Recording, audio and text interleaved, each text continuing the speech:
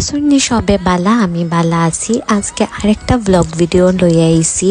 আর এই ভিডিওগুলা অনেক দিন ধরে আমার ফোনে জমা, আমার স্টোরেজ প্রায় ফুল হয়ে গেছে। আলসি করে ব্লগ বানানো হচ্ছে না, তো ভাবলাম যে ব্লগ বানায় রাখলে একটা নিউজ ফিডে দেখে যাবে, আর কি এডিট করে ফেলছি। তো এটা ছিল আমার এক ননদের বিয়ে। তো বিয়ের সময়টা কি কি করলাম না করলাম সব কিছু নিয়েই ব্লগ ছিল। একদমই মানে তাড়াহুড়ো করে বিয়েটা হয়েছে, দেন হুট করেই সব কিছু পাকাপাকি হয়ে গেছিলো। তো ওই দিন আসছিল গায়ে হলুদের সকাল।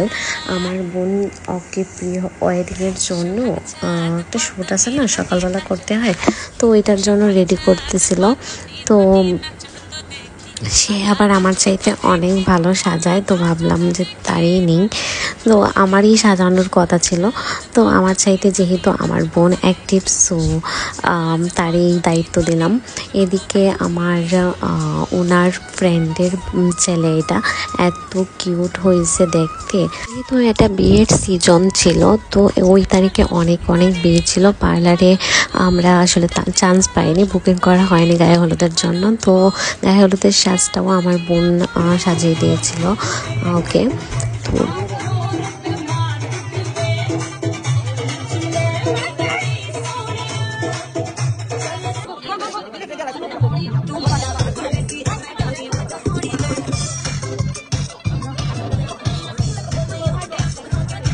তো একদম চলে আসলাম গায়ে হলুদের স্টেজে, আর দুই বোন একই ফ্রেমে আছে। এখন আর সচরাচর তেমন হয় না একই ফ্রেমে থাকা, কারণ হচ্ছে ও ক্যামেরা ধরে, নতুবা আমি ওর ক্যামেরা ধরি, এরকম হয়।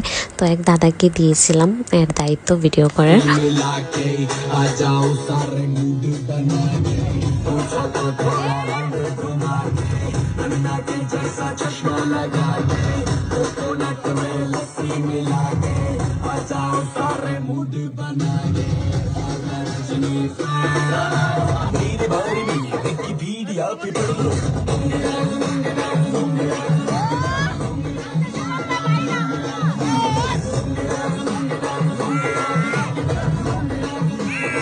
আমাদের স্বপ্ন সোনা বাবাটা এত কিউট করে নাচে, এই ভিডিওগুলো আমি অ্যাড না করে পারলাম না। দেন তার বাবা মানে সুমন দাও এত সুন্দর নাচে, এত চিল একটা মানুষ।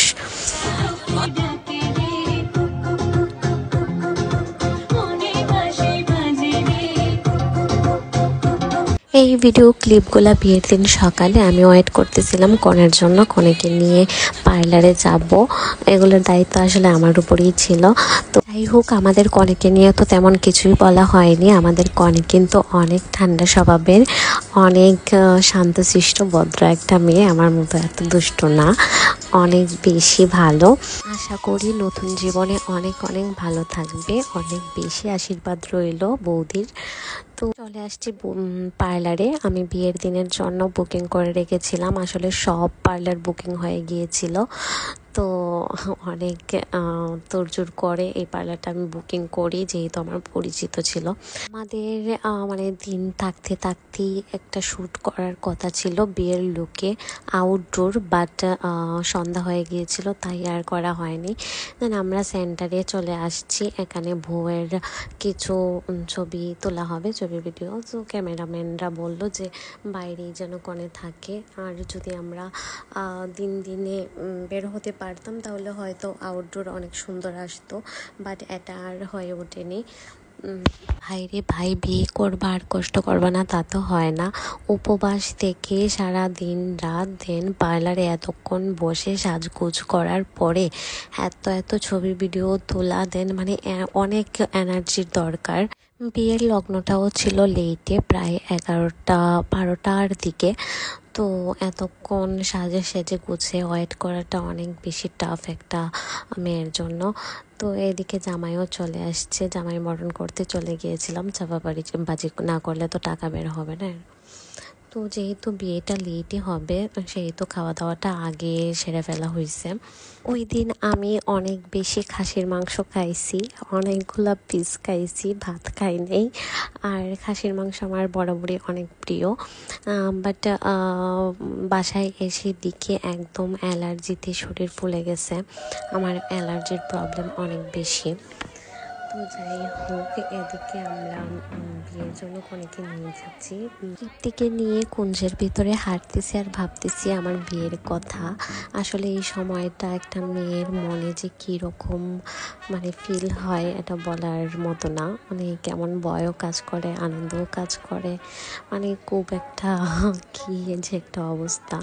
অনেক বেশি ইমোশনাল হয়ে গিয়েছিলাম। আজকালকার বউয়েরা কীভাবে কুঞ্জের ভিতরে না জানা করে আমি আসলে আমার বোধগম্য হয় না। মানে এই সময়টা এত বেশি ইমোশনাল হয়ে যায়, মানে বিয়ে না করলে হয়তো বুঝতে পারতাম না। বিয়ের আগেও আমি ভাবতাম যে কুঞ্জের ভিতরে অনেক নাচানাচি করবো, বউকে চোখ বরকে চোখ মারবো, হ্যান ত্যান অনেক প্ল্যান ছিল, কিন্তু আসলে কিছুই করা হয় না।